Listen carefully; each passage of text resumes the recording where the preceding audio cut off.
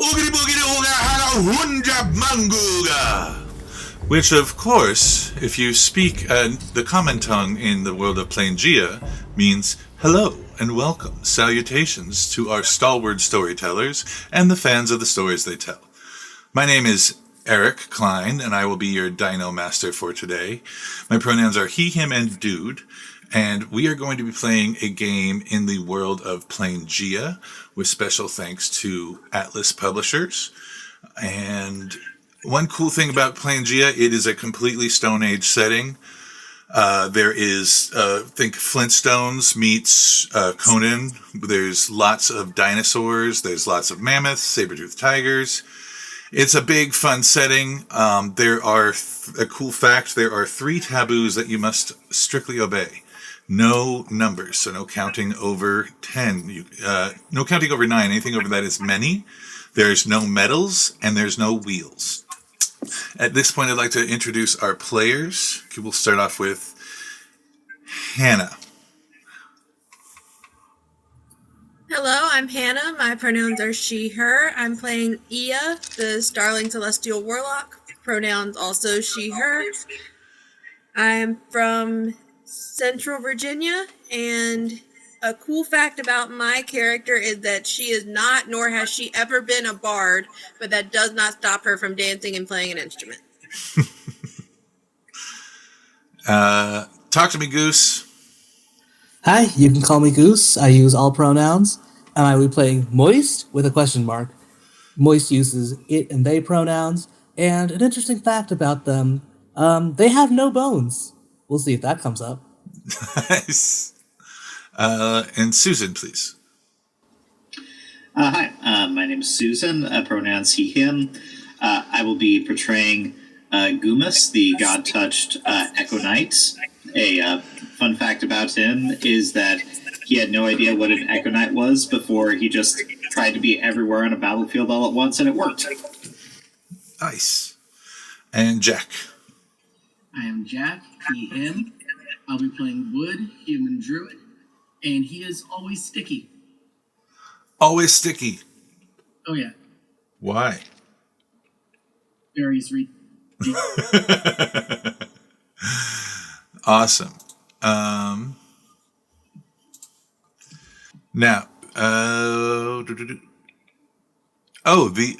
so a little bit of background. We're going to be starting in the abundant days of summer, and the Butterfly Festival is upon us. Our party has just recently completed their coming of age ceremony and are experiencing their first days as fully fledged members of Bear Clan. Oh, Bear Clan. I had something for this very moment. Bear Clan.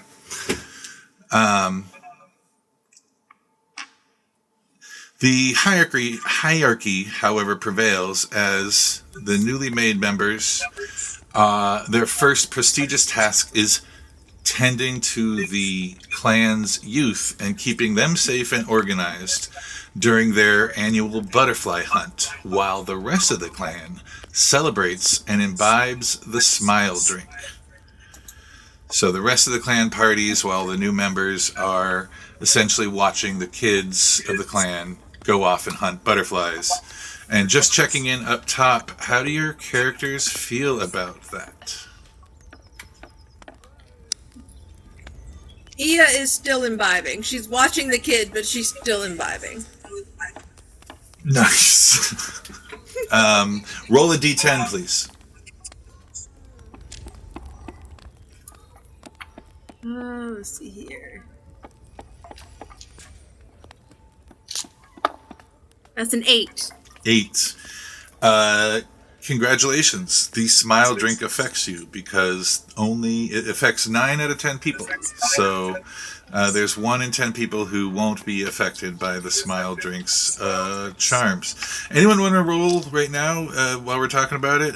Medicine or history or nature check on the smile drink? Yeah, sure. I'll do a history. Let me see what I'm going to do. Gummas doesn't ask many questions. He's not going to roll anything. I'll do history. Okay. I have a 15. Cocked. Also 15. 10. 10. So the two with the 15s, especially the druid, would know that there's a creature, a completely nocturnal, dangerous creature that hunts at night. And when they bite you, they're little bat-faced creatures about this tall. When they bite you, they make you feel inebriated and drunk, and then they lure you, or sometimes if you're sleeping, you just don't feel it, you're numb. And then they start eating your body. But yeah, they're hunted by some of the shaman of the clan, and they make this drink that that the adults, the newly member adults, do get to imbibe. But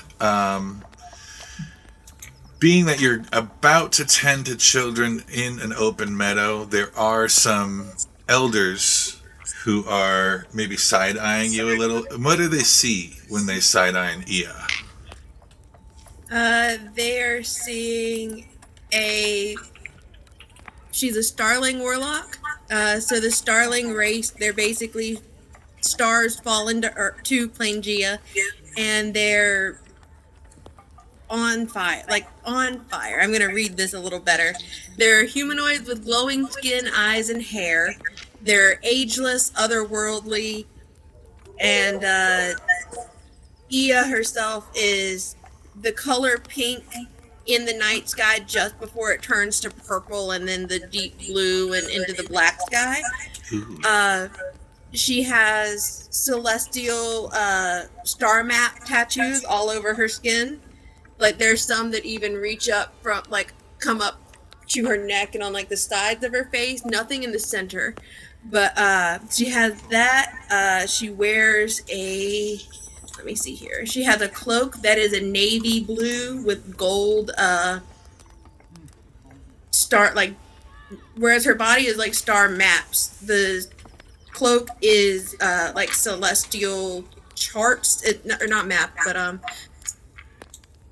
it's celestial Star like charts. Symbols and stuff. It's like Constellations. Astrology symbols and all that. Yeah. Well, her body has like the star map, so that's like constellations. But it's a cool cloak, and she has her pants are pretty much like very short that have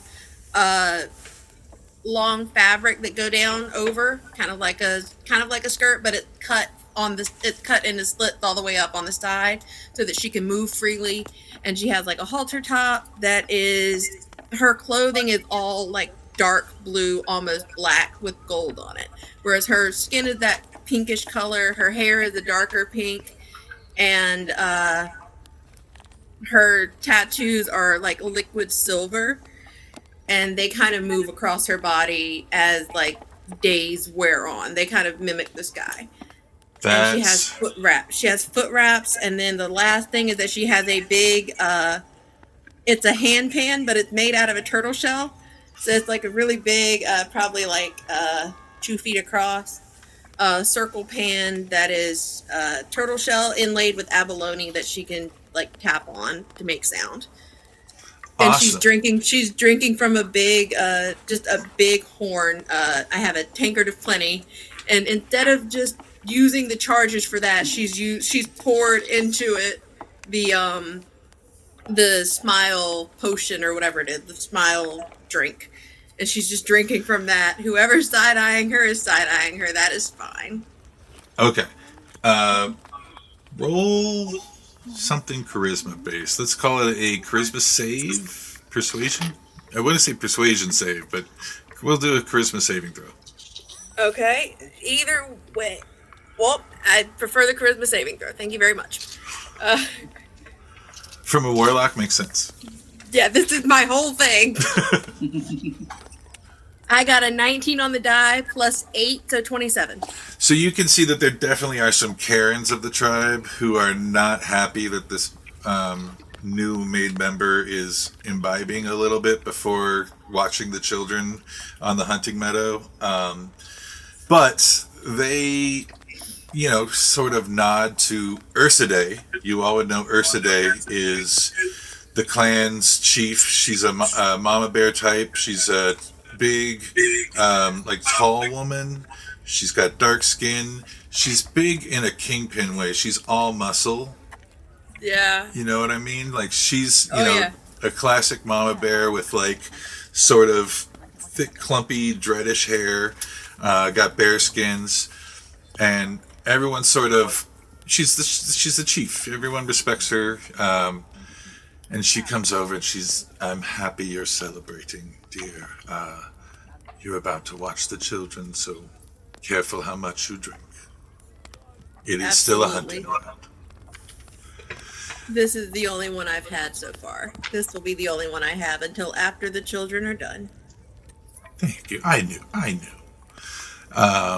Moving on to, let's hear from how Moist is feeling about today's. Moist?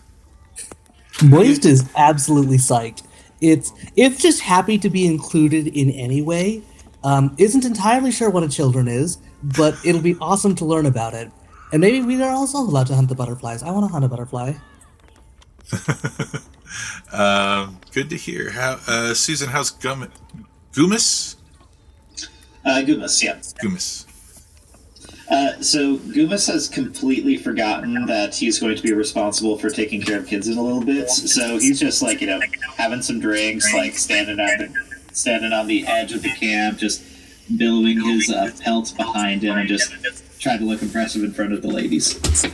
Okay. Roll a charisma check.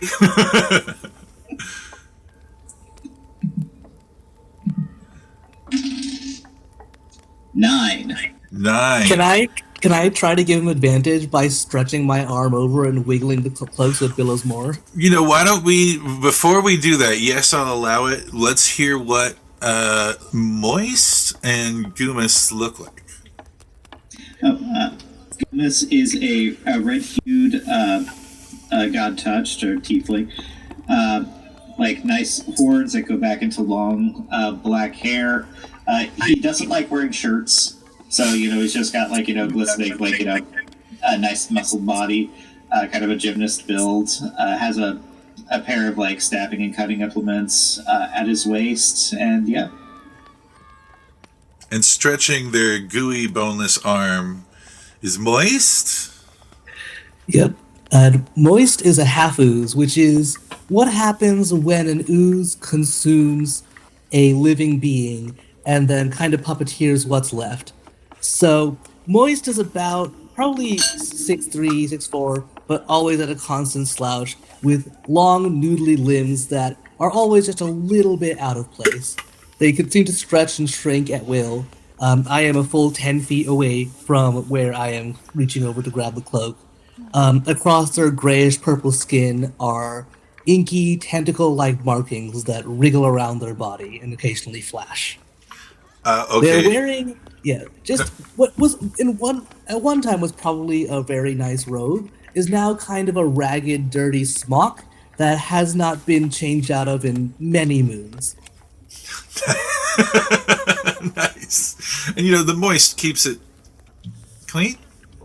Clean enough. So, in your case, I'd like you to roll a charisma check, and that check will help or not help Gummas's charisma save. Okay, so it's charisma. It's charisma, not sleight of hand. Interesting. I mean, sleight of hand is not the same thing as trying to impress a person. Correct. Wait. Wait, I don't want to shut you down. Sell me on how sleight of hand is trying to convince women. I was thinking that I'm trying to hide that I'm doing this and just make the cloak billow more, because in my mind, the billowing is what's going wrong here. But I, as a player, want Moist to fail, so I'm happy to take the charisma check. Okay. Because that would make it a 9 minus 2, which is 7. What would it be? Very obviously, dripping arm kind of gets some ink onto Gummas as I'm going by, as I say, "Yes, man, let's go. You are looking so muscular." Gummas kind of turns towards Moist and says, "Yeah, thanks. I think I got a couple new ones the other day. Just right above the 6-pack." Indeed, it might be 6.5. Not sure what a half is. Me either. Awesome. And over on the where you tell me where is Wood, son of Chree? Wood is just happy to be here. He's gonna be like close to the kids, keep an eye on them. He's leaning against a rock because he's tired. He's 5 foot tall, very overweight for this time period, no visible neck, covered in like furs and patches of wood. It's his piece of breastplate and some furs, covered with like bits of sap, a smattering of bugs and leaves and dirt. His skin is pale, white, freckled, kind of tannish. That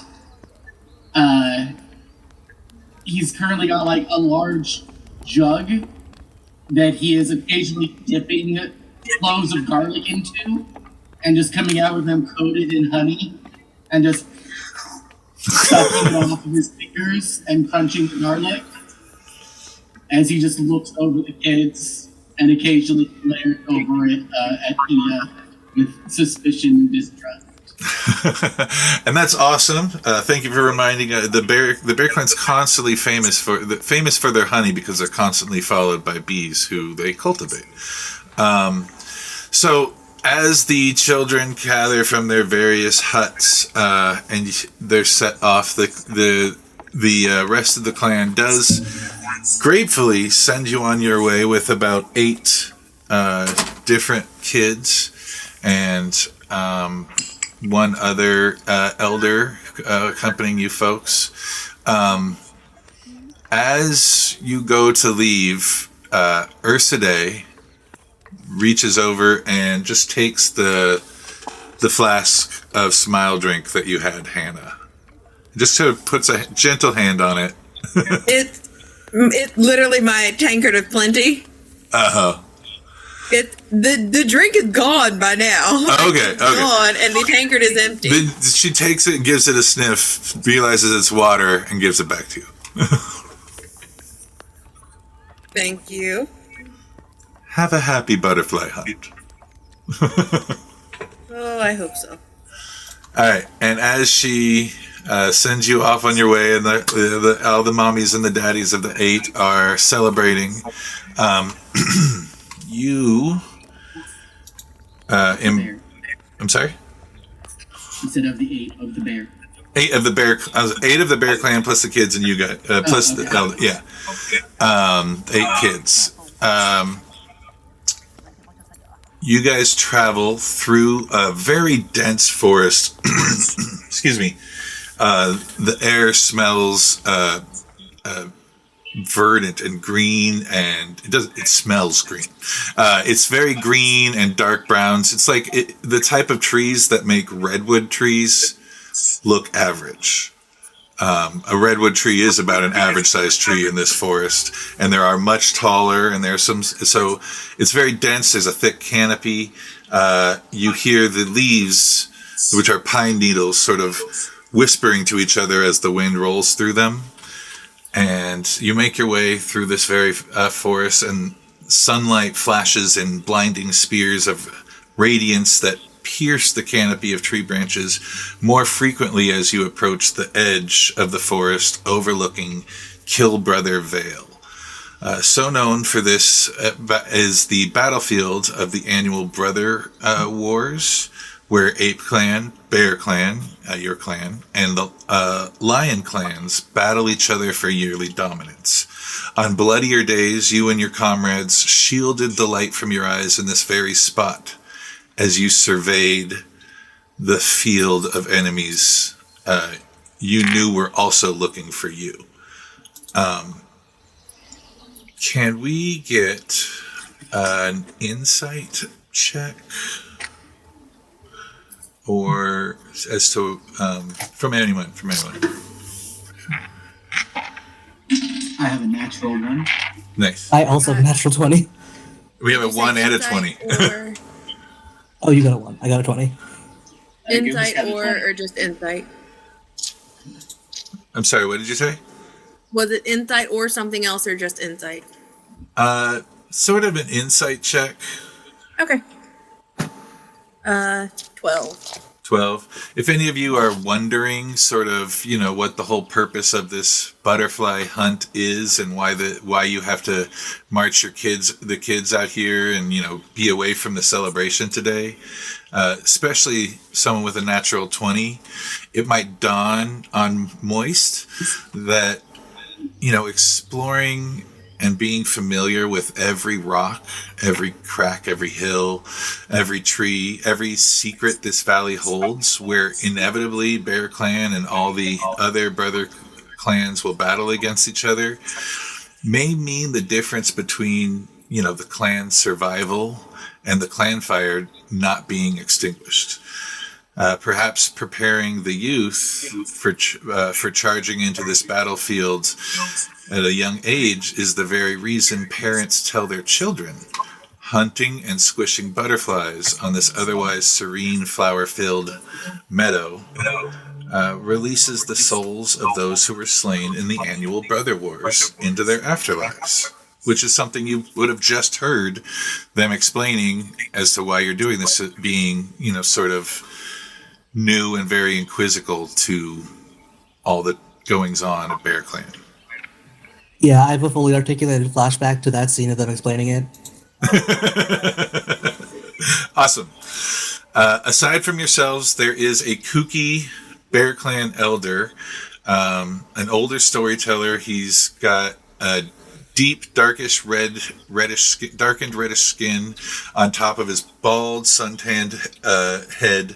They're surrounded by a shaggy white hair that begins just above his ears and descends to a navel-length beard that's adorned with decorative bones and stones braided in place in no discernible order. Over old matted bearskins. Oh, yeah, the beard's over old matted bearskins, I'm sorry. His name is Halgosh, and he is sent, or he goes with, or he has elected to follow along, claiming as he does every year to judge the butterfly hunt, as he rambles on about stories, whether or not anyone is actually listening. Also, there is, of course, the small herd of 8 children, some more meager than others, to hunt butterflies on this day of revelry, and they're under your care for this excursion. A few children in the group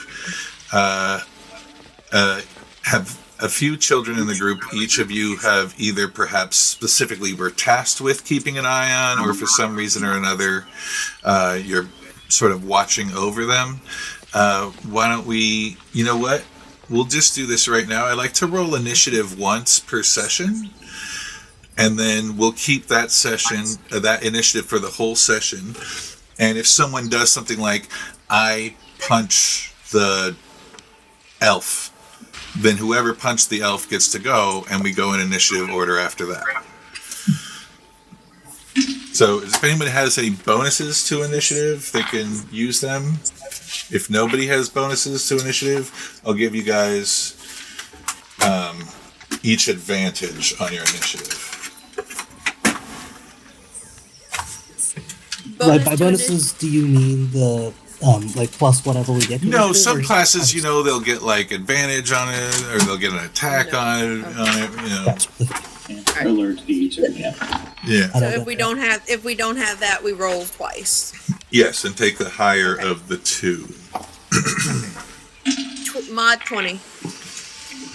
Okay. Mod 20. Who's got the higher dex? I have a Definitely +2 Hannah. dex. Moist, what's your dex?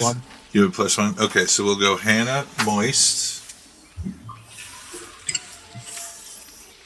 The fact that you're using my name and his character name. Sorry. Yeah. You're good. It's Yeah. very funny. You're right. No, you're absolutely 100% right. Hannah goes first and then Moist goes. Yeah.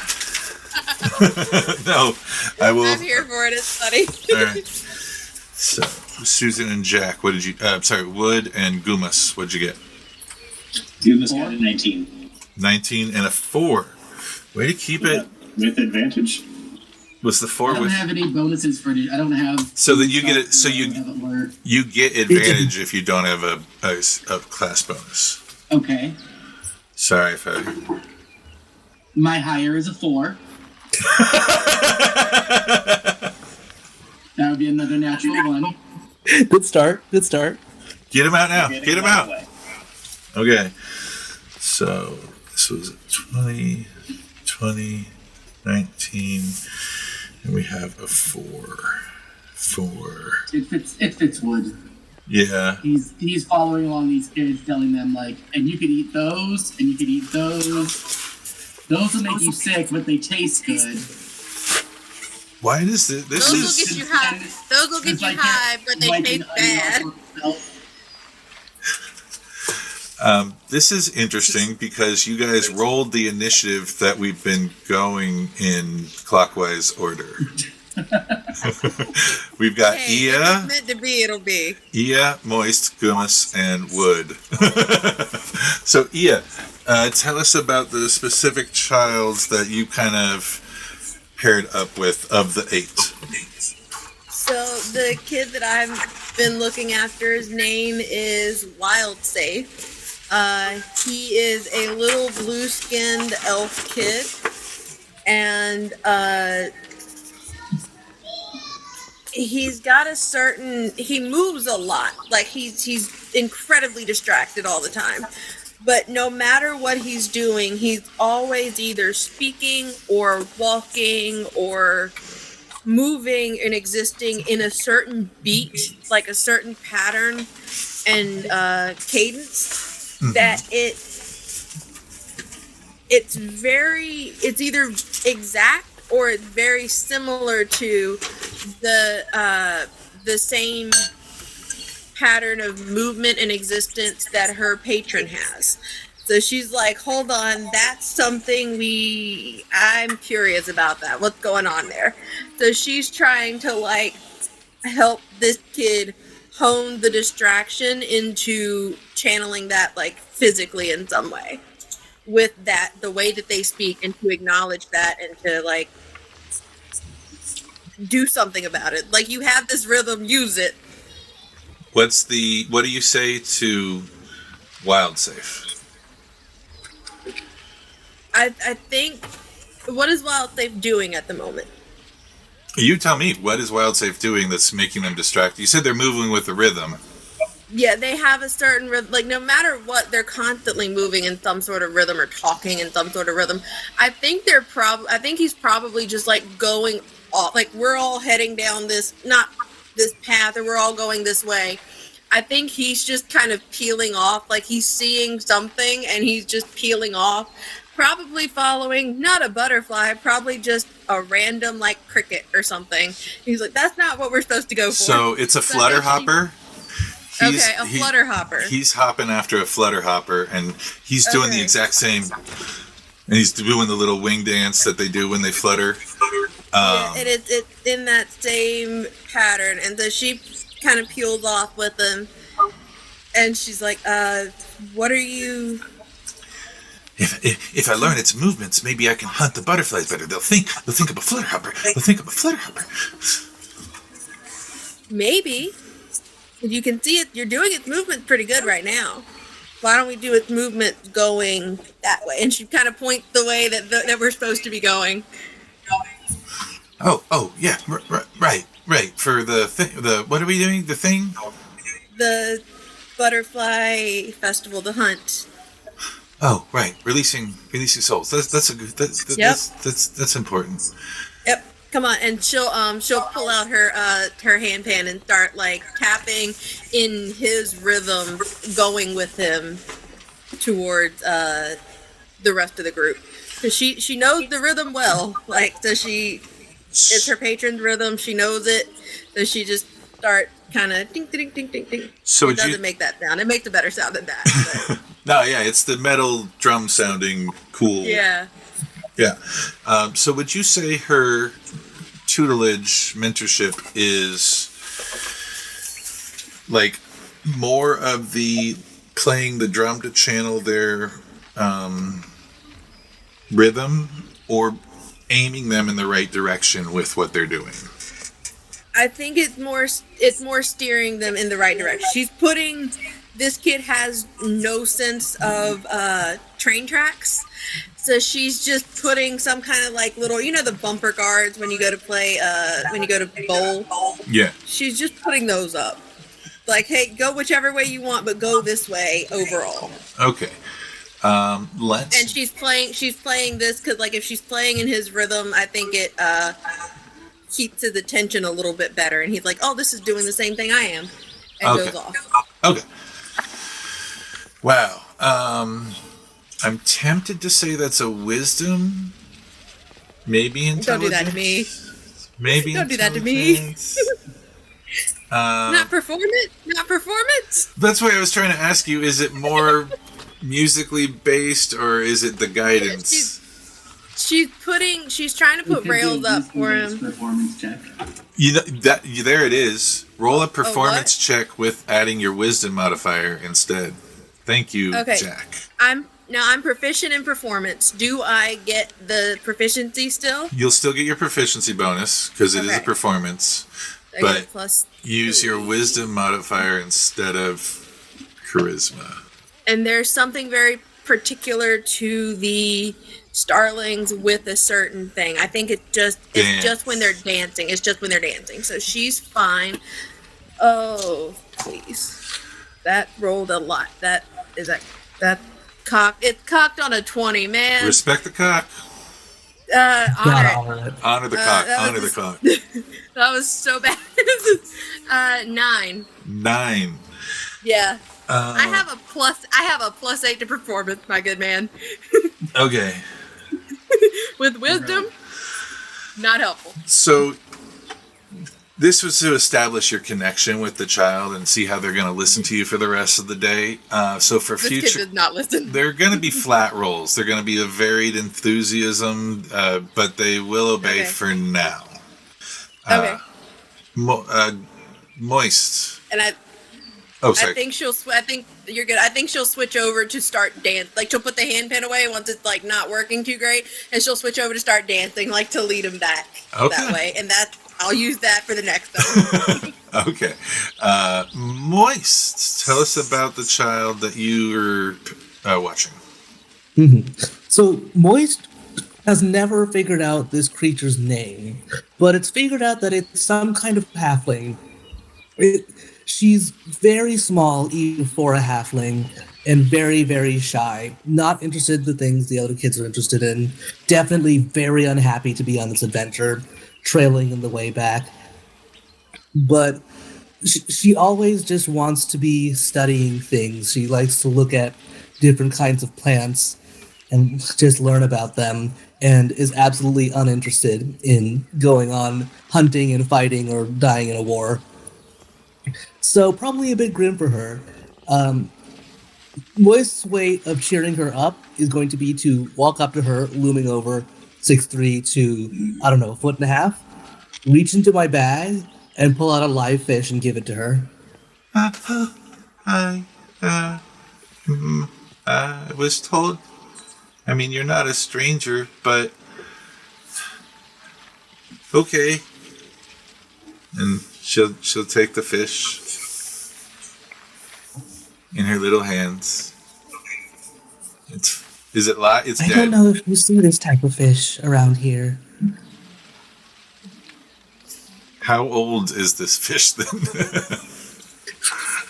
It's from my bag of tricks. Okay. So it's just been spawned.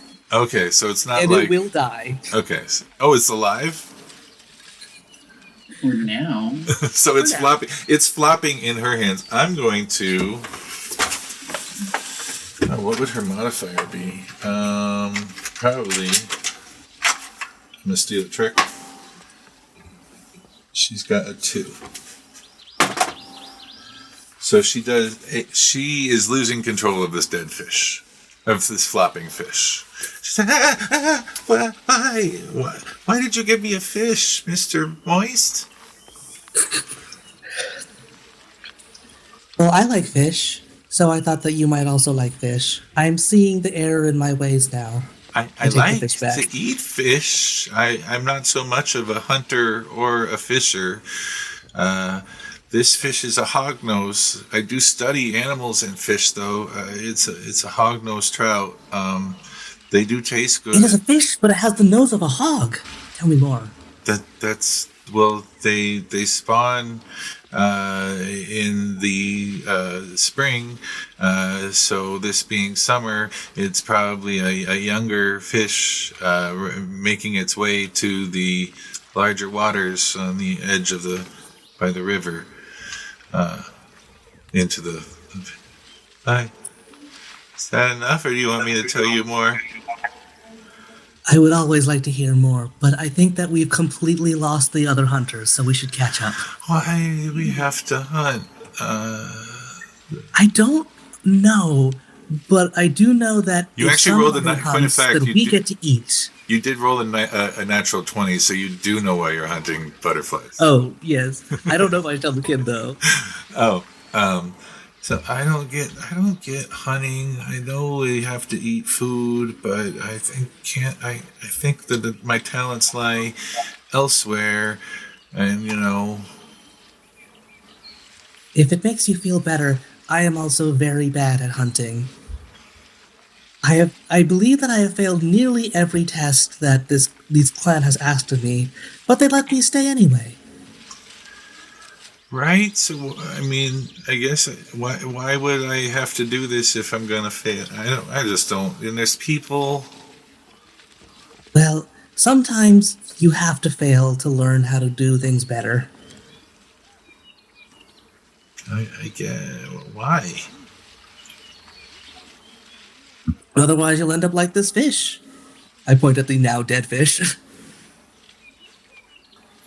I guess, because I guess this prepares us for others. This will probably prepare us for other situations. This is your river to swim upstream. Can I join this scene? Sure. I think Wood sees an opportunity for his child. He's with a girl named Lomi. Sort of a younger sister to him. She's like 8 years old, dragonborn,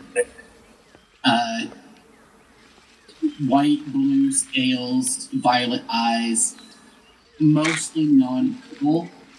She's as dirty and sticky as Wood is because they both live out in their father Chree. And I think he walks up to the point and it's real low. It's not just about the hunt, little one. It's about friends. It's about connecting. It's about being human and making friends. This is my friend Lomi. And Lomi is very good at preparing fish. And I give Lomi a little... I take a little wheat and I puff it onto her with some like red spice powder, and I just give her, Lomi, why don't you help her with the fish? And Moist and I could keep an eye on her. Hi, I'm Thistle Spring. And the halfling reaches up and takes the dragonborn's hand. But first, that was beautiful. Let's get both of you can do a charisma save with advantage. Thank you, Jack. 12. That's really good for me. 15 on the die, or a 14 total. Both of those are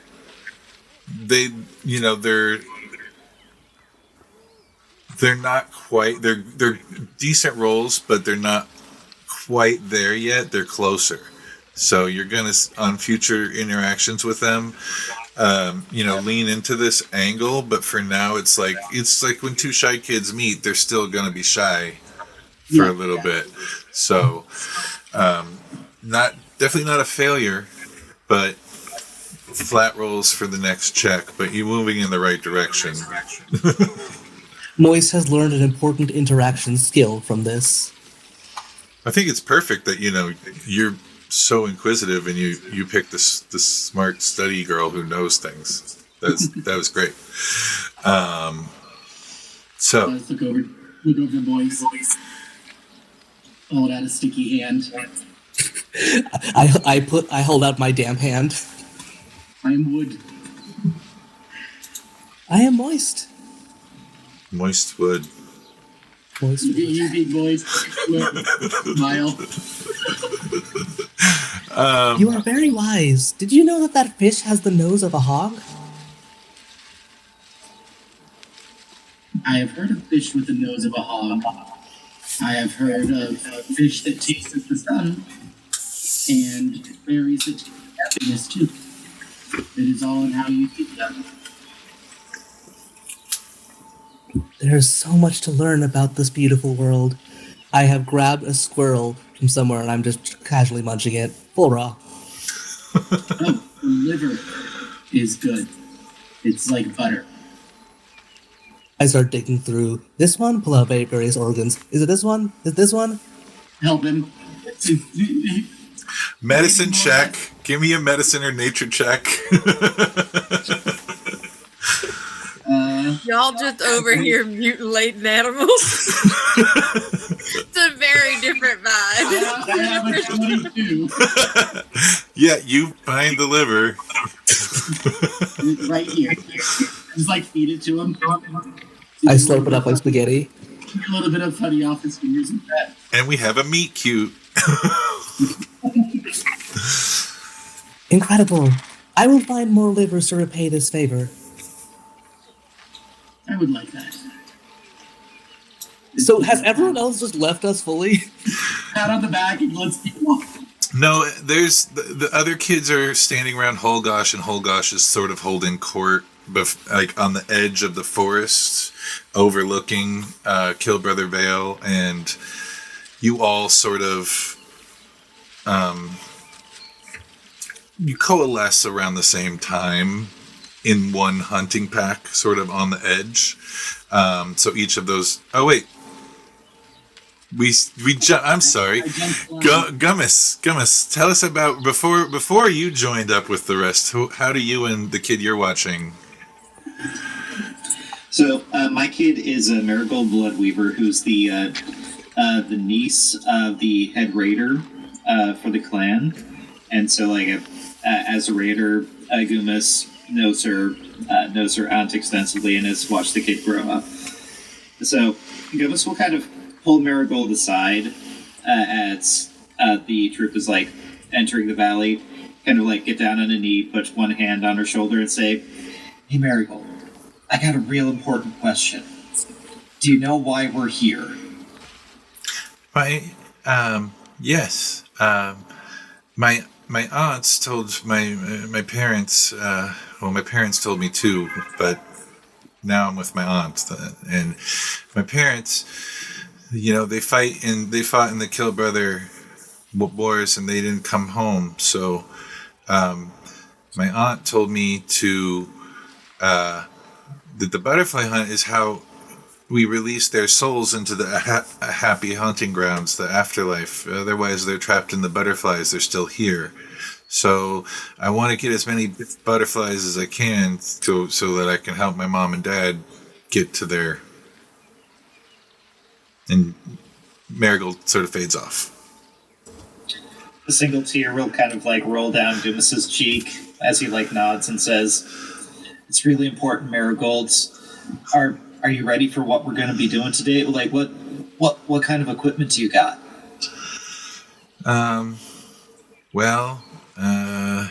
Equipment? Are we supposed to... I have the little... And she pulls out, a standard stone little knife that all, youngins would have naturally, that they use for various eating. It's just a common utensil. I have this. Will this really help? And I know how to throw a rock pretty good for butterflies. I got a couple pebbles. Gummas will nod at the knife, and then he'll pull one of his war daggers out and hand it to her. Your aunt will absolutely kill me if you get hurt, so hold on to this and don't lose it. Hurt by a butterfly? Hey, they get pretty dangerous out there. I'll be behind you. I'll have your back. Don't worry, I won't let you get hurt, but you got to be ready to help yourself too. You know? Yeah, I could do that. I mean, I definitely want to get out there and get as much butterflies as possible because, I want to release the souls, as many souls as possible. And we're going to do it, Marigold. If you need any help, getting to places, want an alley-oop, want to double team them, I'm your guy. You're in charge, you're calling the shots. I will help you get those butterflies today. Okay. What sort of a check would that be? Let's go with... Intimidation. Yeah, and sort of. So that would be a charisma saving throw, but you could, if you have anything to intimidation, use it. He wasn't intending to, but he scared the shit out of her. Is that what we're saying? I mean, what was your sort of through line with that scene? What were you going for? Oh, I was trying to hype her up a little bit, and also trying to figure out what we were doing out here. Oh, okay. You're watching the kids. Yeah, okay. I get it. Okay. So then let's do a persuasion check. Okay. I mean, it's all the same. It's a +1 for charisma, so that is a 3. Okay. So she's wary of you. She's cool. She's out here to do the thing that she wants to do for her parents, but she's still kind of the way this works is it's summer now. During the springtime and late winter is when the brother wars would have happened, and now we're celebrating our time of abundance. So she's still sort of, the clan is very one big family anyway, and this happens a lot. But it's just, part of her, and being the head ranger's member related to the head ranger, she understands. You learn at a young age this happens, potentially. So anyway, you haven't really made that connection yet somehow. There wasn't really a lot of mentorship there with that, but she does appreciate the knife. And then I handed a kid a knife and told her to run into the forest. Yeah, so maybe on the next check you might have a disadvantage with her if you get it anyway. All right, but as she walks away and you all coalesce at the same time in the hunting party as Halgosh is holding court. You survey the pristine Killbrother Vale. It is still, yet full of moseying giant beasts. And among the constant buzz of bees that accompany members of the Bear Clan, this near to camp. Among the bees that accompany Bear Clan this near to camp. In the middle distance, you can see the carcass of... a mammoth serving as buffet for lesser beasts that feast on carrion. You feel a distant rumble as a brontosaurus footsteps traveling in a herd, and you can hear the cry of a diving eagle as it comes up with a frailed spitter. That's a Dilophosaurus, the dinosaur that goes and spits. And you watch it as it begins to climb, now burdened by the new weight. And suddenly a pterodactyl swoops out of the air from almost nowhere and gobbles up both in one swoop. It is a beautiful, average afternoon. It is a beautiful, average afternoon that's still savage in its normalcy to you folks.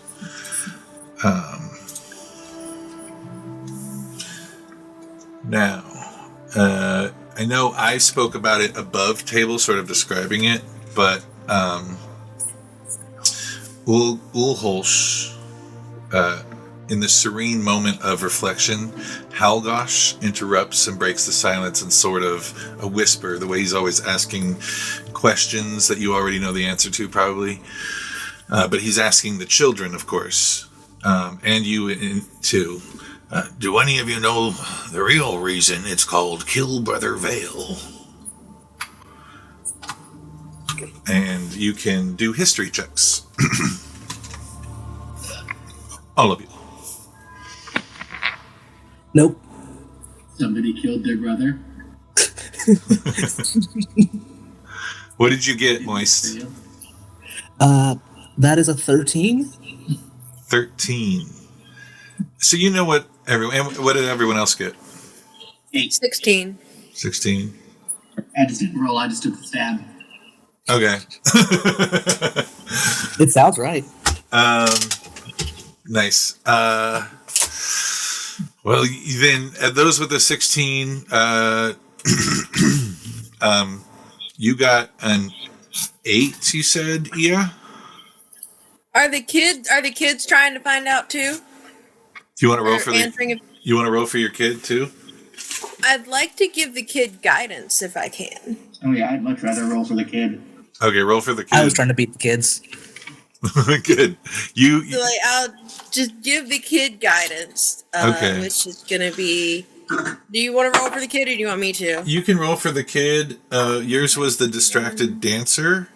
Mm-hmm. Wild safe. They have a +3 to history. Oh my! They got an 18 on the die, plus a 19 for the 18 plus 1, 19, and then 20, 21, 22. This distracted kid got a 22. Okay. Anyone else? Nope. Okay, so anyone that got under the 20 knows what everyone else knows, which is that it's called Kill Brother Vale because every year the brother clans fight a war here. This is where the war happens. I don't know how many ones I'm gonna roll. But that's a lot. Get them out now. Get them out and in now. Your child, Wildsafe, goes to speak the real reason and is commended, and also in an approving way, he starts to smile once he hears her answer, and Ulholsh will interrupt her, but smiling in a proud way. Said, "That's right. Our clan's god, the great unkillable Ulholsh, had a brother once, Shardak, who battled him long before we walked this plane. See that deep gash in the ground? That is where he was slain. The original and the real origin of the mighty Ulholsh being called unkillable. As you all would know, you worship in Bear Clan Ulholsh, or Urholsh, who is a giant bear god who walks among you when they're not hibernating. If the average tree is a sequoia redwood height, his back is about the tall at that height, and then everything else is sort of all the larger trees, much larger trees, are sort of even above him. But yeah, he's a huge bear that is at the moment hibernating. That you would all know. So him slaying his brother Shardak long before anyone was there is the real origin of him being called unkillable, and how this meadow got named Kill Brother Vale. Now, are the little hunters ready? And as Holgosh was rambling this off, you are attempting one last time to line the children up on the forest before sounding the charge. Please do a survival check to see how well you've maintained order hurting the adolescents. And if you had disadvantage, Gummas, this is where you use it. Everyone else, no one has it. Everyone else is a flat check. Can I immediately guidance myself? Yes, I'll let that happen. Survival, That's you said. 11 Survival. 11. Or, you know what? plus 4. If you sound, it's a natural survival, but if you sound me on a charisma or persuasion or intimidation check, I'll let you describe that to me. Use the same roll, but... Okay. I have a 23 to survival. Okay. The skill I actually have. Nice. Musingly, I would like to use, I would like to try to use deception and just, like, have the kid dance with me over into the line. Like, just, this, like, come on this way, we're gonna have fun over here, and it's really just, like, lining them up right. But if need be to make it make more sense, I can just use persuasion instead. But if I can just I like where your head's at. getting line. Roll Lie to children. that. I like it. Deception Right, is good. So the base, it was 11 plus 4 for 15. So 11 plus 8 is 19 plus 4, 23. 23. And you also had 23 wood. What do you say you're due to your with the survival check to get him ready? Her. You do not go where the adults tell you. A big scary monster will eat you. Oh no! and Wild Safe dances in place and is ready. And it's like, Moist, what did you We get? were just chilling. Don't use the drum; it'll attract attention. No, she put the drum up. She's just fully dancing. We're an hour in, it's fine. Moist, what'd you get? So Moist got an 11. It is fully with the children crouched down and kind of trying to mimic their posture while being several times their height. Forgot that they're supposed to look after a child. I'm helping look after your child. Okay, so you're gonna need a persuasion, or so your kid is actually scattered, but you see them. So now you would have to roll. Let's do a persuasion or intimidation check to get your kid back to. You see that you're doing this. You lost track of your kid. You realize you've lost track of the kid you're watching. How do you get them back? Well, I'm going to roll first before I try very hard because I do have a negative to both of those skills. Okay. Okay, so it's an 11 total.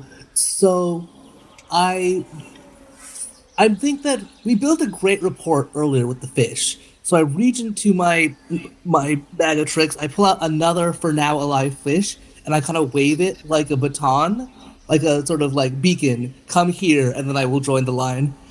Marigold sees that it's a different fish and wants to come inspect the fish. Fantastic. Kind of rolling their eyes. It was a DC 10, so... Thank God. Gummas, how do you corral your kid? So I get Marigold's attention by waving at her, and I just kind of point at 3 random spots in the woods, and then mime stabbing with a dagger. I got a 6 survival. And that was with disadvantage? Yes. I didn't need it. The 6 was the first roll. Okay, so the 6 was the first roll. So you didn't want to roll for a natural 1? I rolled. The second was better. Okay, copy. So your kid is also sort of scattered. At this point, they see you waving a knife. Let's have you roll a persuasion or intimidation check to see how you waving a knife and pointing and stabbing. Oh, I was miming waving a knife because she has a knife. Oh, gotcha. I'll roll a persuade. See how this goes. +1. Do I have disadvantage on this, or? No, you had disadvantage on the check that got you here. Oh, okay. So with a persuade is a 16. Okay, so yeah, the kid understands that it's time to go do the hunt, and doesn't necessarily pair up with you, but gets in line, does get in line, but not necessarily near you. They just shake their head. Okay. After you've gathered your troops and primed them, you scan the valley one last time before releasing the warriors in your command. One of you, please, in your own time and own words, Send forth the warriors. Whoever wants to. I'm giving people the opportunity to do it correctly before I jump in. I'm doing the same thing. However, I may be the my one turn. that's qualified to do this. I don't know. You have the highest charisma. I do. Wood has a low charisma and just belches loudly. Go at it, kids. Yes, and by it, we mean the butterflies. Yeah, go kill them, eat them, smash them. Whatever. Go. Go be kids. And she just goes, "Go release the soul." At that, Marigold, do you want to say anything, Gummas? No, I just give her a thumbs up, and I'm super proud. I think she understands exactly what I want her to do. Okay. Hearing "Go Release the Souls," and Marigold is the first to jump, and she runs. And she immediately captures a butterfly, and it's sort of like a snowball effect that ignites a charge of the littles that is ferociously adorable. It's a pack of adolescent hunters, some charging, some stalking, some pouncing, most roaring in some fashion as like a bear, and for bear roaring in some fashion or another. Even the most annoyed by this duty are enjoying and laughing and getting into the spirit of the hunt. The butterflies that are captured squish and disappear in a puff of sparkly dust that sort of twinkles in the place where the sun catches it just right. And like this is another thing, like the that's sort of sold with this to the kids is the parents always say you could see like the puff in that sprinkle. You could see the puff of the soul being released. Sort of in the same way. Has anybody ever lived near the ocean or on the ocean, and people say like when the sun goes down, you see a puff of green smoke? Has anyone heard that? Okay. No. Okay. So I grew up next to the ocean, and they would always tell us as little kids, the moment you see the sun go down on the horizon, you see a puff of green smoke. You're always staring, but by that time, your eyes are affected, so things look green because you're looking from bright to... Anyways, so that's what kids say, is you can see the puff. And the kids are out there hunting butterflies, and it's you started at midday. You got out there late morning, and you were now it's about midday, or just after, and you've been going for, yeah. We're gonna say, as they're hunting, I'm wild shaped into a frilled spitter, and I'm stalking like the edges of the perimeter so I could frighten any children that start to wander off. I did tell them a big scary monster would eat them. How does your wild shape? What does it look like? How does it work? It is. I sort of like step to the side out of view, go into I just crawl into some bushes, go I gotta take a load off, and go with my latrine digging stick off into the bushes, and then an overweight frilled spitter, very bottom heavy, skinny legs, emerges to stalk around the edges. Not even fast. Not. No, it's very For a 2.5, 3 foot tall field spitter. Can I roll stealth to kind of stalk after Marigold, let her not see me? Yes, you can. You can stalk your child. It's medium sized. Oh, is it? I think it's 5 foot tall. Oh, okay, it's 5 foot tall. My bad. It's a wobbly dinosaur. And the stalking the edges to frighten children that wander off. I only got a 13. Okay, I'm going to roll a perception check for Marigold. She's got a +3. I'm just rolling a d4 to figure out what their modifiers are. She got a nat 20. So...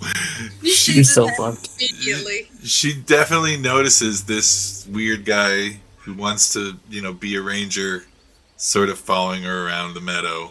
And, Yeah, you even scared away a butterfly she was hunting at one point. Oh no. But yeah, there are plenty. There are enough butterflies, so it's not like they're sparse. So yeah, we've been doing this for about an hour and a half.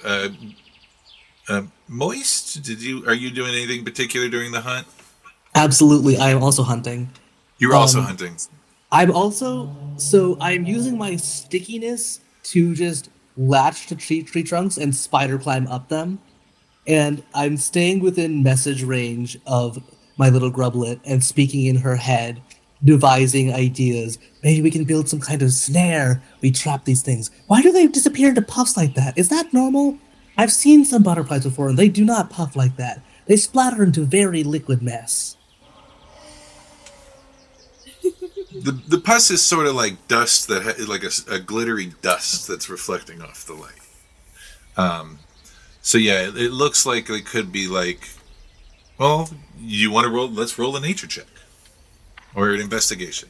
If you're, I would love to do investigation if you'll let me. Yes, you're investigating this. Okay, that's a 16. So yeah, you definitely fit. You can't tell necessarily if there is anything other than what could be like the dusts on the butterfly wings, and like when butterfly wings crumble and get smashed, turns to dust. It kind of does a reflective, almost like an abalone glitter flipping in the air, catching the light. So you think that that's what the poof is. You haven't been able to detect anything other than, I guess it should be a perception check too. Let's do a perception check. You can all do a perception check if you're studying what's happening. No. No, I'm not paying. I would like to do a perception check for just looking to see what's going, because these kids are focused on the butterflies. I'd like to see that there's no like massive creature that's going to come down and swoop and kill. Because we saw a pterodactyl or something take away a bird that was eating something else. I'd like to make sure there's not something else coming on. It is a very savage meadow, and that's why you are there indeed to protect the younglings. I'd like to be looking out for that. I have a +0 to perception, but I'll still give it a shot. I will also allow survival in that case. What did you get for... Oh, you told me 16 investigation, and I gave you the answer. Sorry.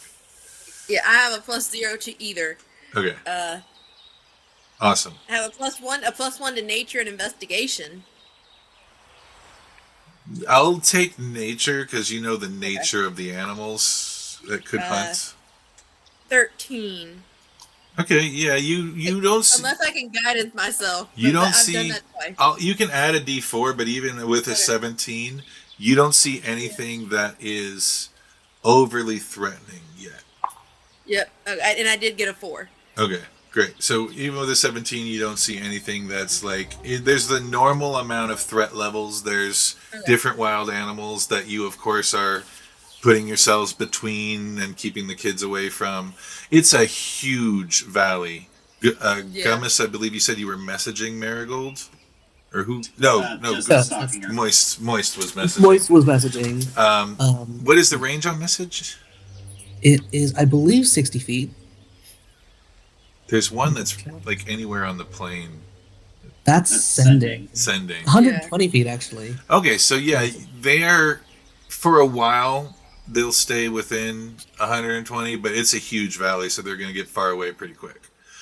Mm-hmm. I do try to follow because I think that this kid could... What if instead of crushing them into pieces, we could make an enclosure and study them later? That sounds more interesting. Well, I guess you can do that if you want to.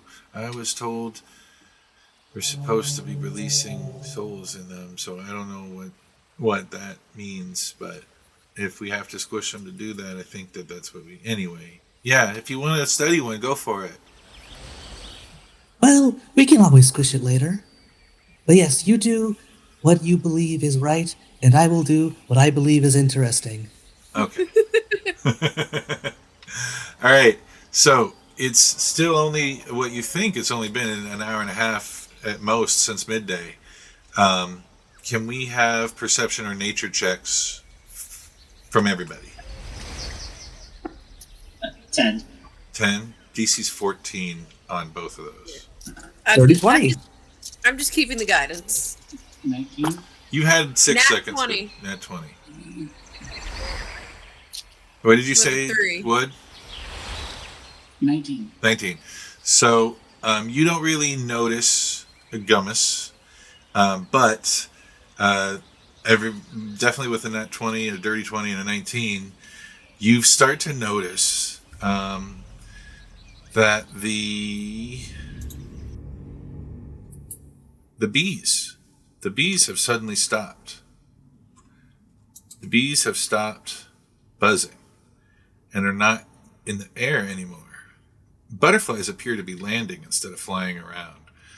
And did you just hear an owl screech during midday? Only judging by the light, it's not quite midday, is it? It should be. Or how is it dusk already? Had you lost track of time? You should have the children back long before nightfall, or you will be in a lot of trouble. As the sun's going, as you can tell that the sun seems to be getting darker, and you folks, I can show you. If you look on Shard, What in the black hole sun? you see. Won't you come see? Well, it's not raining, so there's nothing to wash away. So, goodness gracious. In this moment, you hear a panicked scream as you look up and see that the sun is suddenly being covered up and it looks like it's exploding. You hear a panicked scream from one of the children. Ah, my eyes! It hurts! And another. Don't look at it! My eyes! The monster is eating the day star! That's what they call the sun, the day star. And it's hurting my eyes! And Don't look at the sun! As the frenzied pandemonium of screaming children erupts, what do you all do? I am also looking at the sun. Can I use Call Lightning to get cloud cover? What's the range on Call Lightning? Or area effect? Area of effect. Let's see here. Or is it cloud cover? Yeah, I just want clouds overhead. Call Lightning range 120 feet. A storm cloud appears in the shape of a cylinder that is 10 feet tall with a 60-foot radius. So you can definitely put in an otherwise non-cloudy sky, you can definitely put a cloud above. Are you placing it above yourself? I'm gonna put it below me. That's my priority. Okay. Oh wait, I'm wild shaped. I can't do that. You can pop out of it, though. I just yell for them to run and don't look at the sky. Run and okay. So let's do a nature. Everyone can do a nature, insight, or arcana roll, and our Starling, Ia, as you know, has this starry vigil. That gives them advantage on arcana checks related to stars, constellations, and weather. And with the nat 20, do I already know what this is, being a Starling? When did you roll the nat 20 for this? I got the nat 20 for the perception to see what was going on, because like the time had it had gotten darker, things were starting to land. That was for perception. I'll give you advantage. I'll give you advantage on this roll. But you already have advantage, so go for it. So I'll use guidance again. Okay. 25 Arcana over here. 25. Gummas, what'd you get? 4. Not doing great over here. Get better dice. And 20 to nature. Starling, it what is it? It's advantage on that, and then what kind of roll? What roll is it again? It's Arcana, Nature, Insight, or Arcana. All right, I'll do Arcana. I'm more of an Arcana thing than a Nature thing. A 14 or a 19. 19 plus 1, 20 plus 4, 24. 24. Okay. So, Those who got moist, what did you get again? 25. 25. So you had, and then wood. So Gummas totally doesn't know what's going on. They're panicked. They have never seen. No one's ever seen this before. But Gummas is freaking out. And then the two that got in the 20s, moist and wood. You know it's not No. a. I got a 20. Yeah, You got a 24. Hang on, I'm coming to you. Oh, okay. I thought you said 2 in the 20s. Sorry. Yeah, no, the 25 and the both Wood and Goose were over 20, right? Okay. I had 20 exactly. 20, and then okay, so Wood and Moist know that this is not a dangerous phenomenon. The day star is merely blinking. No need to panic. No need for the panic-stricken response the children are having. Just don't look at it. That's what you know. I nod, knowing that, staring directly at it, like, man, my eyes are itchy. Oh, no. The Starling, being a celestial being, they know this is just an eclipse. It's the darkness is but the moon covering the day star's eye, like an eye patch for a moment, and in 8 to 10 minutes the light will return. But of course, do not look at the day star, because an eye made on this plane cannot behold such radiance. Can I look at it? Yes. Okay. So what do you So what do you all say to the kids at this? You can yes. What do you all say to the kid? Let's first. I want to hear from Gummas. How's Gummas reacting to not knowing what's going on? The sun's exploding, man.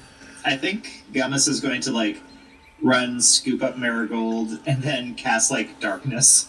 And just get in a dark bubble. Great, you do that, and it's totally working. And inside the darkness with Marigold, she can't see you. You can't see her. Oh, can you see the darkness? I can, but darkness, dark vision doesn't work in darkness. Oh, right. Magical darkness. Okay, so you both can't see each other now. How is this situation sounding like to Marigold? It's okay. I'm sure it's okay. It might not be okay. We might not be okay. Do you got the knife? Here, but I don't. Where are you? I don't want to. And she's slashing around like this. Where are you? You want the knife? Do you need the knife? I'm holding her. I'm holding her. Okay. So Okay. You should know where I am. Okay. Good. Just keep stabbing. It'll work. Okay. Stab the sun. Okay. Okay.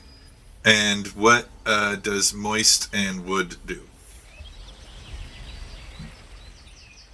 Rush to Lomi, flare the frill out. Was like, don't look. Right, you can talk. Yay, Yep, 2024 Druid talk wild rules. shape now. Yeah. I love that. Don't look, children. Look at me. Moist, what about you? What's she doing? I look at it, sort of inquisitively kind of scratch my eyeball, oh, maybe we shouldn't be doing this. Does anyone want to see a cool trick? And I start wiggling my arms like a wacky inflatable man. You and I just making a distraction. Yes. And how is Ia responding to this panicked craziness? I'm going to use thaumaturgy to make my voice boom 3 times louder than normal for 1 minute. And I'm going to get advantage on charisma / intimidation checks. And I'm going to yell at the kid to stop and not look at it. And hope that they listen to me. Okay. And I'm going to say, stop, don't look at the day star. And then after I say that, I'm going to explain what it is. All right. Let's hear your intimidation, or what did you say? Intimidation check you were doing? Yep. I have a +8 to intimidation.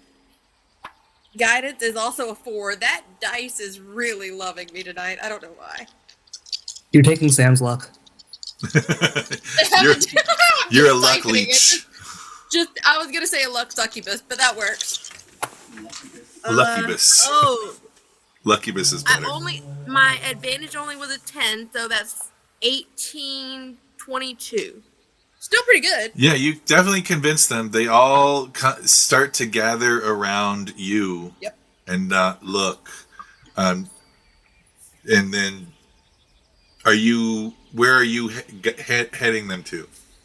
I'm going to head them for the trees so that they can not have to stare at the ground and not have so much of the temptation to look at the day star that nobody other than myself and the someone back at camp should be able to look at. No one can look at this thing.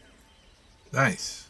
And as you gather and pause with the children, and you gather and you pause and you look up, not at the day star, but you look around and see all of the beasts on the plain doing the exact same thing. They're all sort of gazing up at and beholding with their animal eyes the sun, the day star being eclipsed. All except... Ow! Something bit me! Oh, gods! I'm bit! I need to get out of here! I need to run! I can't be here! And a child is screaming, and they start to run. And you look down, and from every nook and cranny, under seemingly every stone, every bush, lumbering and scurrying, small mouse-like creatures with puffs of gray fur, usually white-colored around their necks, smushed in faces and pointy ears, carrying tiny little vine ropes and nets, fearlessly lassoing and trapping butterflies and biting everything else in their path. The kids begin to scatter, and Howgosh yells, "To me! Bring them to me!" And what you see... And Howgosh is the other adult that's with us? Yes. He's been sort of sitting by the edge of the forest, sort of watching you.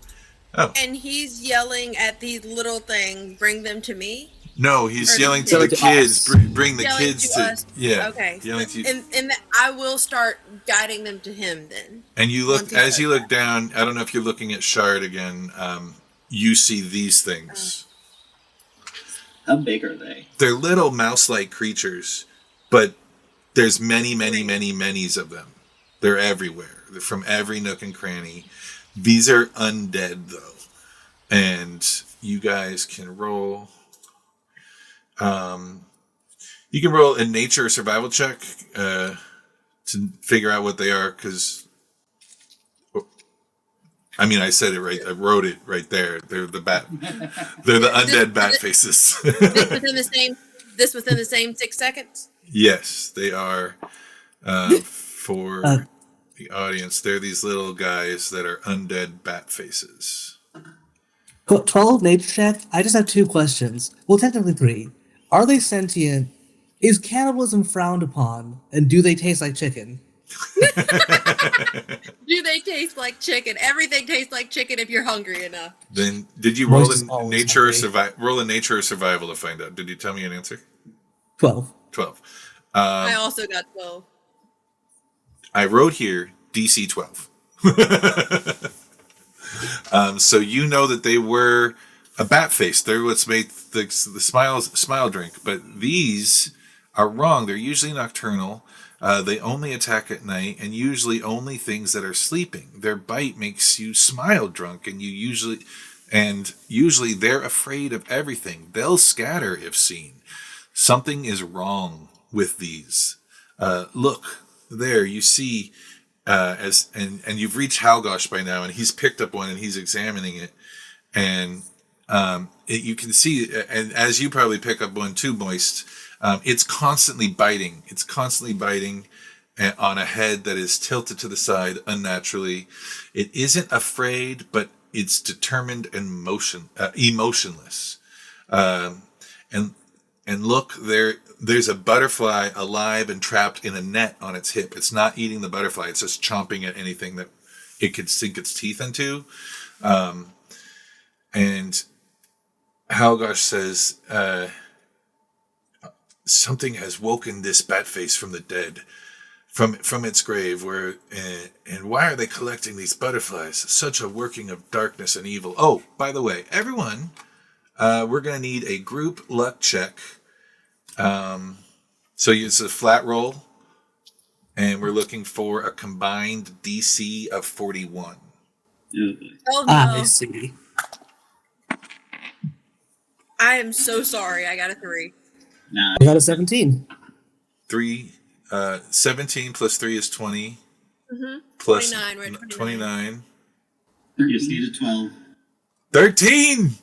Yes! Let's go. So the little kid that was bitten, you understand that on a success, they're bitten and they're afraid. They're not smile drunk. They have the fear condition. Probably mechanically, an undead bat face causes a fear condition instead of euphoria. So it was running away from the bat face that bit it, and your luck has determined that away from the bat face that bit it happens to be towards Halgosh and all of you, so you don't have to go chase them through the field of undead bat faces. And as she's running, you all see, and Halgosh is sort of explaining such a working of darkness and evil could only be. And then, in the dark eclipse, a sickening horn that like that of a flintback stegosaurus or a three-horned triceratops, but sicker, deeper, and with an evil echo reverberating throughout the veil. And Halgosh goes pale white. He's mortified. It can't be. Halgosh stifles. And in the middle distance, you see a triceratops, or rather, what you thought was a triceratops. And it starts to stand up on 2 legs. It's wearing tattered rags and stands nearly 20 feet tall, carrying a large staff. Or possibly it's a great warhammer. It's hard to tell, being many's away. Composed primarily, the great warhammer is composed primarily of a purple crystal, and then the creature begins to speak, chanting horrible incantations in an abominable language that the echoes of which are not just heard, but are felt in uncomfortable rattling of your joints and bones. You can't discern the accursed language that's not been heard or spoken in many generations. It's when this recognition strikes him that you see fear drain all of the remaining color from Halgosh's face. And naturally, he says, "Does anyone know?" And he attempts to ask what he's asked about everything today, and the fear takes his breath away. And in the middle distance, way off, you see... That's awesome. A Triceratar. Like a Minotaur, but a Triceratops. Triceratar stands up. Yeah. What was the first thing that stood up? The thing that's very far away and that's like speaking incantation? That's called a Triceratar. It's the same thing. Yes, it is a 20-foot tall, like a Minotaur, but it's a Triceratops. And then... What were you about to say? But it has a Triceratop. Does have a Triceratop. Yes. Tricera on top. So anyone can roll a Arcana or Nature or History check. Absolutely. And this thing is many further than 60 feet away, right? It's in our language, it's more like 300 feet away. Okay. When it gets to 7 minis or 6 minis to 60 feet away, let me know. 17 plus 3, I have 20. What are we rolling again? Nature, Arcana, or History. History, okay. 18 Nature. I got a 15 Arcana to see if this thing is awesome. Okay. 15 history if you allow guidance again. Yeah, I'm just spamming guidance. Everything over a 14, you all know that this is a Triceratar, an evil that threatens all the clans. If you don't attempt to, Halgosh, it threatens all the clans. And Halgosh yells, "It's a Triceratar! We must prevent it from taking the children! I can keep them safe, but I don't have room for many. I can only protect 9, and there are 8 children, and me to maintain the sanctuary." And what you see is Halgosh reaches down, and he grabs a handful of dirt, and he throws it into the air. And as it scatters, he dances faster than you thought possible with his staff, and he's like waving and stabbing different sand particles throughout the air. And as he does this, the sand sort of catching into a giant circle and locking the dust in place, creating a dome-like shape as he chants and does movements with his... It looks dance-like. And he is casting Tiny Hunt, which can hold all of the children and himself. And that's it. Okay. He says to you, as he secures the children, "I can keep them safe for an hour. For one hand," would be one hand. "I can keep them safe for one hand. Stop that abomination, or it will snuff out our clan fire and end our clan.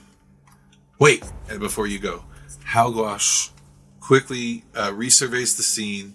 There's a look of consideration in his eyes, and that's when he takes off his satchel off his shoulder and hands it to the 4 of you, saying, "You will need these, but use them wisely. They are not gifts. I'll want what you can spare back when you get through this." And Halgosh hands the party his satchel. And with that, he and the kids vanish. You know they can see you. They can see everything that's going on because you're familiar with this spell. Some of you may be. But you can't see them. They're safe for now. And do we want to take... I'm already running. Okay. I'd like to cast 8 on everybody. On the 3 that are not me. Thank you. Real quick. It's only 4 of us total, right? Yeah. There's 4 of you total, yes. Yeah. So, and it's using one of my level 2 spell slot, or one of my level 3 spell slot.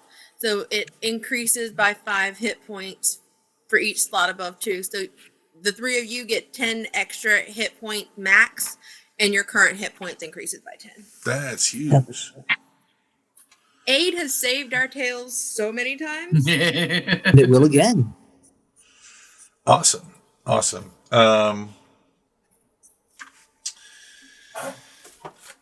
And then I was going to ask, as he hands you the satchel and disappears, you just got the satchel, and would the kids disappear with Halgosh? Would, you had said that you were just running away. As soon as he was like, "I'll hold them, I'm going," I'm like, good. There's clearly a problem to fix, and I am running in that direction. Do you say anything to anyone else? No. Okay. I'm just off in the direction of the problem. Who took the satchel? Who was closest? It wouldn't have been Gummas. I was guiding the kid there, so probably me. Probably you, yeah. Okay. All right, so I've got a satchel. Full of stuff. You can feel it's got some heft to it and lots of different shapes. I want to look at the stuff. Okay. Do you concur? How do you break me off some of? How do you want to look at the stuff? How does Moist interact to look at stuff? Well, firstly, are we currently being attacked by the rat things? No.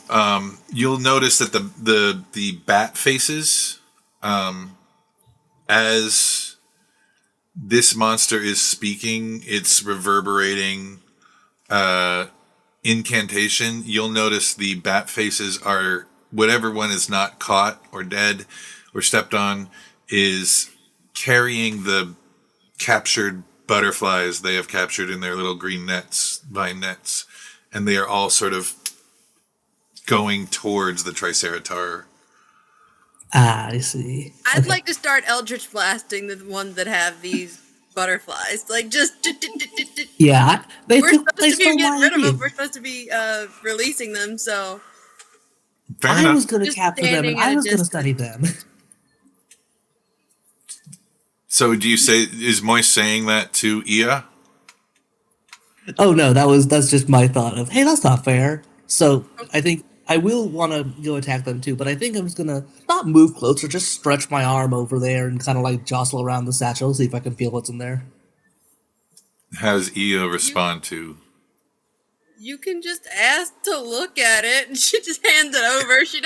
She's not attached to the satchel. She doesn't know what's in it. She has a drink. The less she's carrying, the better. I'm like just like not casually whistling, but very much that attitude of nothing to see here, face the other way, arm fully dislocated, flipped the wrong way. And she holds the satchel. She plays keep away for a second while he just tries to feel it, and then once he looks over, which I assume once he can't get a hold of it, he looks over like, where was it? She hands it to him. Oh yay! Just Gummas, what are you protect the doing? arm. Gummas heard that. Well, Gummas knows that this thing is evil, and was told by the leader to like take this thing out. So that's kind of what he does. He's going to start walking towards it a little bit behind Wood, and apparate his spectral form. So they're kind of like keeping pace together. Okay. So you're following Wood. Wood's rushing in. Like a falling tree, Wood rushes it.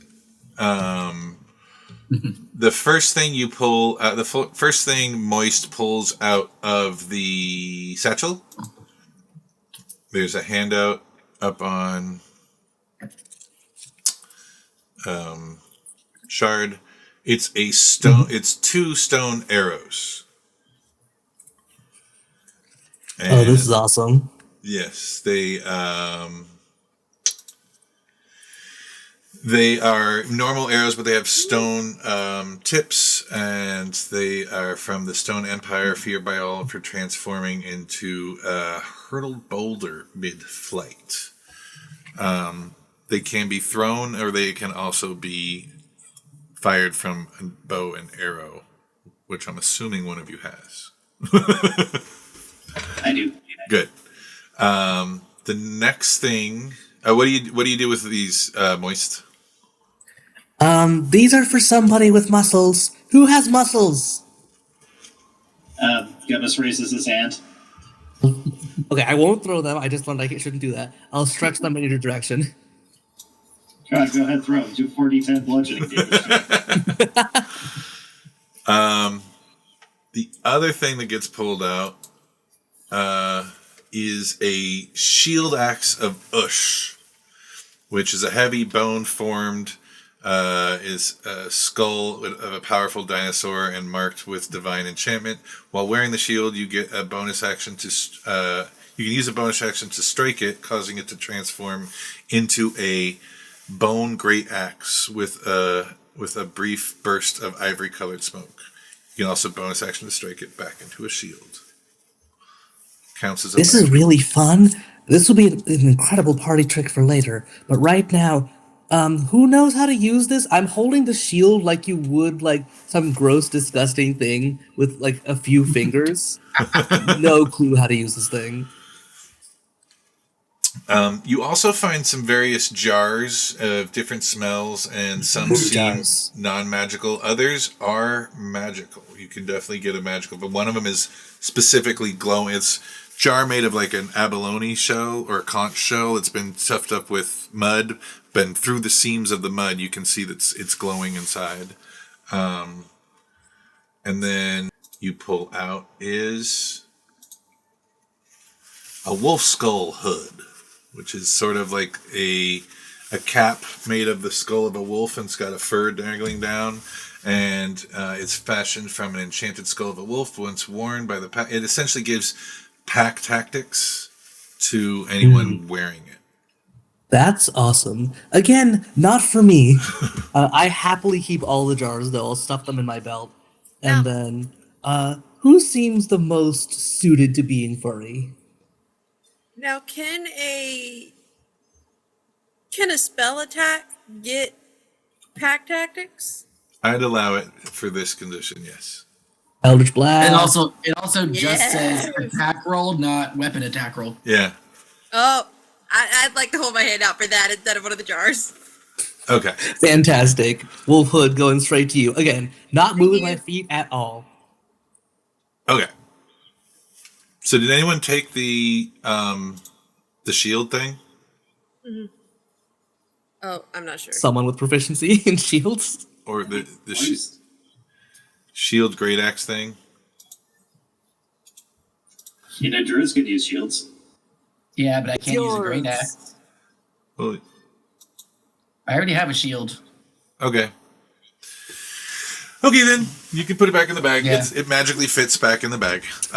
When he's not wild shaped, he wears his shield around his waist, but it fits over his ass like a big ass shield, basically. Ass shield is a new one for me. Yeah. Yeah. It's so it doubles. It's so he can sit down wherever he needs to. Oh, wow. It's a seat. Yeah, Does it rock a little bit? it does. It's concave because it also doubles as a dinner bowl. Just like a... Oh, gross. No. That one, we might need to discuss a bit. Am I gonna out weird guy you? So you do see the valley is infested with an uncountable number of these undead bat faces. Two of you said you were going to go try to take some bat faces on. That was Ia and Moist. Yeah, and I'm gonna stay within 5 feet of of Moist, so I could just get advantage on each of these attacks for Eldritch Blast. Just get It's rid of actually that if thing I am on the within way. 5 feet of It's the within- enemy, which yeah. works very well for what I want to do. Awesome. Okay, so as you're spamming Eldritch Blast, it is taking out one for every damage you do. You're taking out a bat face, but you see that the valley is literally infested with these, and we're gonna need both of you who are not heading towards the Tricerator to roll a dexterity saving throw, please.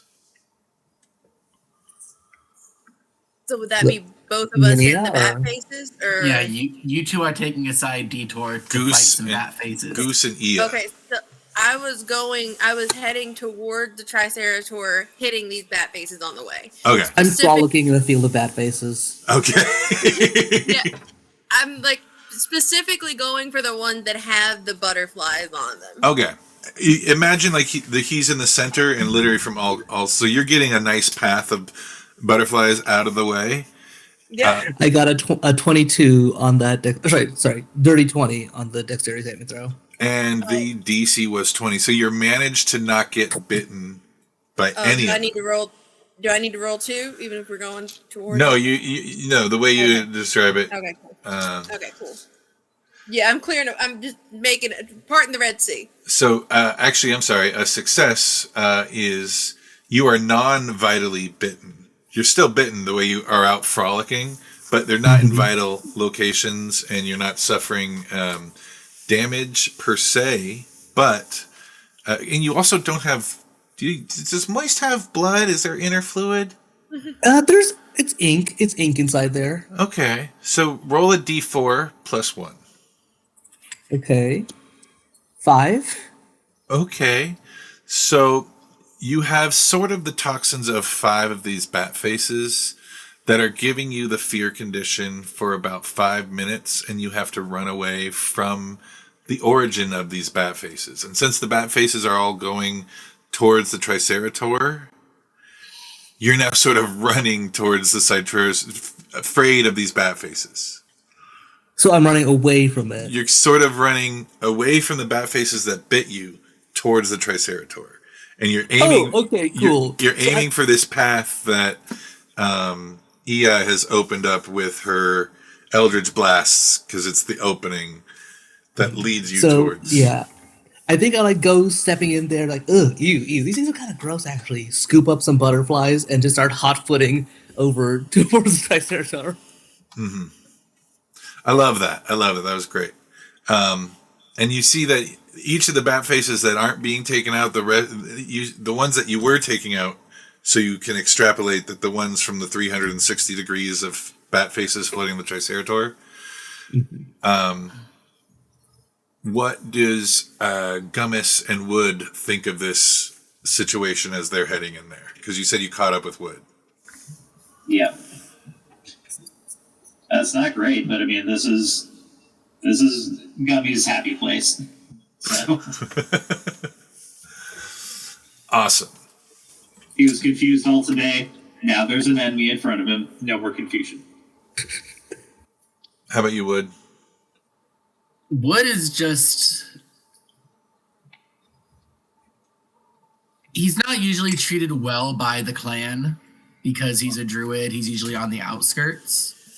But he's still like, I have to help. This is bad. So he's just determined to do his best to protect the people.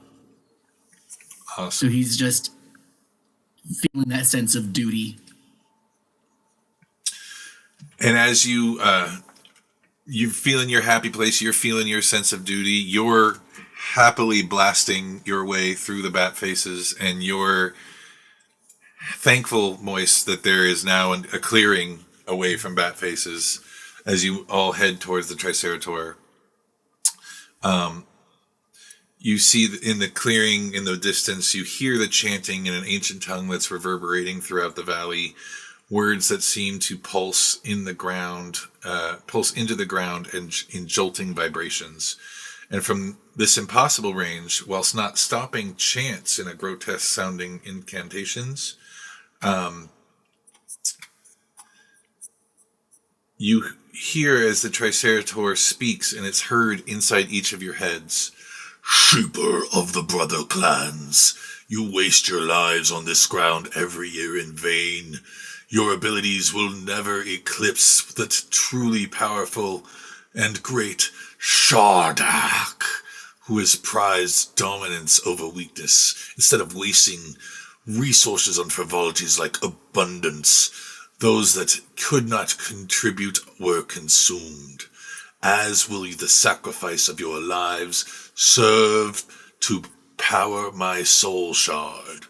With it, I will raise Shardak, the undead, and he will smite your precious Urhosh. Yes, you will be consumed so that you can contribute. And through it's hard to tell exactly at this range, you see him focus his soul shard on the giant glowing purple staff or warhammer. You can't tell. Focus that on the corpse of that mammoth.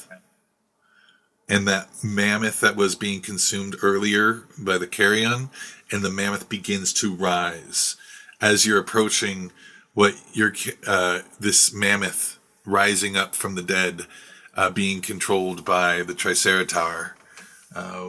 What are your characters thinking? Are you considering are you considering marching order or attempting stealthiness as you charge in or are you just charging in Bear Clan style? Gummas is the front line. Yep. I'm right beside you. I'll dismiss my wild shape.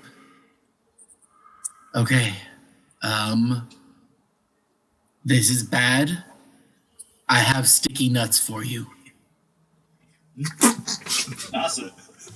And I evil in that direction. What's Cat. that about sticky nuts? I have sticky nuts. And he'll Yes, brother. Reach. I'm coming for the nuts. reach under his belt down into his by his loincloth, casting Goodberry, and pulls out some hardened nuts coated in honey and salt. Such a good spell. And pass those out. Everybody gets 2. Putting nuts in my inventory. Oh, we each get 2. That's lovely. Yeah. You do need a pair. Yeah. Everybody's got some nuts. and I have some extra. Sweet salty nuts. How about for Goose, Moist? You've caught up. You've gotten the nuts. Ia, what are you doing at this moment? You muted. Is she muted for anyone else? Yeah, I don't hear her. Yeah, I think Hannah's muted. Hannah? So sorry. I'm still staying right by Moist to keep doing that clearing Eldritch Blast and all. We're still way far away when the mammoth begins to get risen, right? Yes, it's blurry in your vision. Okay. You see it. Okay, cool. All right. So yeah, she's the way Ia did not want to touch these nuts because of where they were pulled from, but she just kind of grimaces and goes, "Thank you." Shuts her mouth and keeps going. What? They were in my nutsack. I'll let you hear what sounded wrong with that. Where else would it be? He just looks around. Nothing. It seems very convenient to have a specific place to put your nuts. A sack for nuts sounds very good indeed. And where else would the nuts come from? Exactly. Sorry. I apologize for everyone, Hannah. It's very funny. No, you just hear her go like Scar. I'm surrounded by idiots. Yeah, the joke just goes like over his head. He's not trying to be humorous. I am. Wisdom are both low as hell, but in innuendo, she gets it. Fools! You hear the Triceratar yell. If you try to stop me, I will add your souls to the soul. I will add your spirits to the soul shard, and you will only help me to raise Shardak to bring down your own tribe. All the brother clans, all the clans. And then he throws his hands into the ground, and I just pulled this into the ground, and you see a flash of purplish reddish magic go into the grass in the ground, and it begins to shake. And as he throws them in, you moments later raises them. In that instant, you feel the ground shake, and the waist-high grass of the meadow begins to grow and coalesce and transformed with rotted vines into grass beings that uproot in places and then moving together to form walls at least many, sometimes many feet high in some places, almost completely encircling him, with only one small opening you see before you, which looks like sort of like that. And then, have you been added to the map yet? Have you guys? Sorry for the.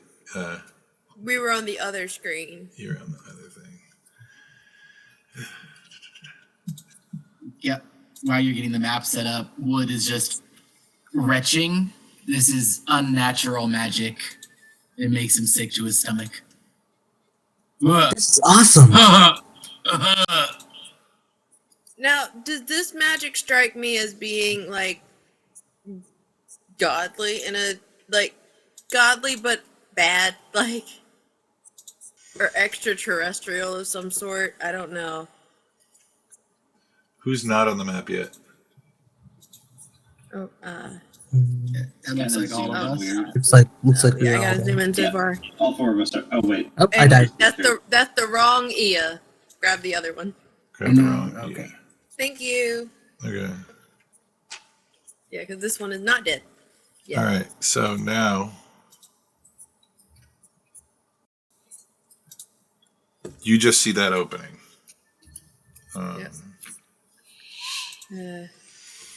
Yeah, I don't know. I can't really get. So you should just see the grass walls towering above you, forming this giant structure made of grass and sending all manner of animals scattering in the wake of these moving grass walls that are now at least 5 feet thick and, like I said, many, if not many feet high. and the ground suddenly stops shaking as they stop growing. And that's where we shall leave off for next session. Okay. Yippee! Thank you very much, everyone, for playing. Thank you for watching, those who've watched. Thank you to Atlas Publishing for letting us do this and hosting us. And we look forward to seeing you next time. Same Dino time, same Dino channel. Bye.